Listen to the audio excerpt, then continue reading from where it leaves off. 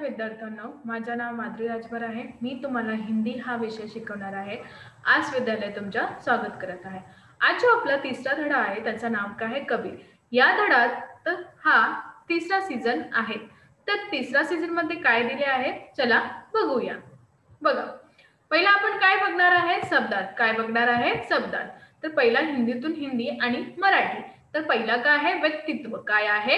व्यक्तित्व. आणि यांचा अर्थ आहे विशेष चरित्र आणि मराठीतून विशेष पात्र. दुसरा आहे महिमा.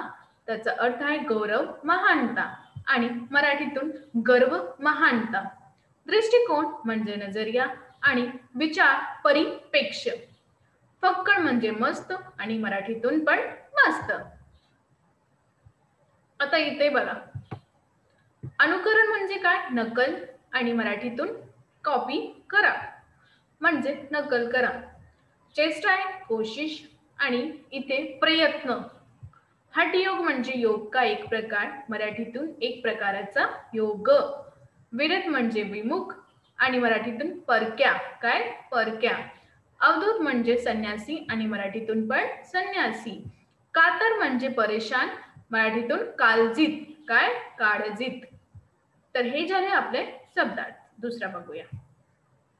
बघा, पाही म्हणजे पास, मराठीतून जवळ. विकट म्हणजे जटिल, कठीण आणि मराठीतून जटिल किंवा कठीण. सहज म्हणजे सरळ, मराठीतून सोपे. तर हे शब्दार्थ झाला. आता प्रश्न आणि उत्तर.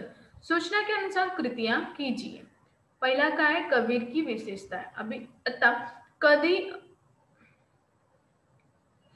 आता बघा, कबीरची कोणती विशेषता आहे? तर चला बघूया. तर पहिला काय आहे? फक्कड. दुसरा मस्त मौला. तिसरा वीर साधक आणि चौथा युग परिवर्तक. तर तुम्हाला हे उत्तर कुठे लिहायचं आहे? इथे आणि इथे दुसरा आणि इथे तिसरा आणि इथे चौथा. समजलं ना तुम्हाला? हो. तर असा काही प्रश्न आणि उत्तरे अजून आहे, ते बघूया. बघा, सही विकल्प चुनकर वाक्य फिर से लिखिए. पहिला काय आहे? कबीर के मतानुसार प्रेम किसी कुठे उगत आहे? तर याचं उत्तर आहे खेच नाही उपजता, म्हणजे शेतीत काहीही उपजत नाही असा उत्तर आहे. दुसरा बघूया. कबीर जिज्ञासू थे. पहिला मिथ्या के, सत्य के, करते के. कोणाचा जिज्ञासू होता? सत्यांचे. कोणाचे? सत्यांचे. तर हे झाले आपला प्रश्न आणि उत्तरे आणि शब्दार्थ. तर आज आपण काय शिकलो? आज आपण हे शिकलो की कसा आपल्याला आपला मत द्यायचा आहे आणि कोणावर काहीही बोलताना पहिला स्वतःचा आत्मविश्वास ठेवा. जेव्हा तुम्ही छान आहे तेव्हाही तुम्ही लोकांना बोलणार आहे म्हटलं आहे.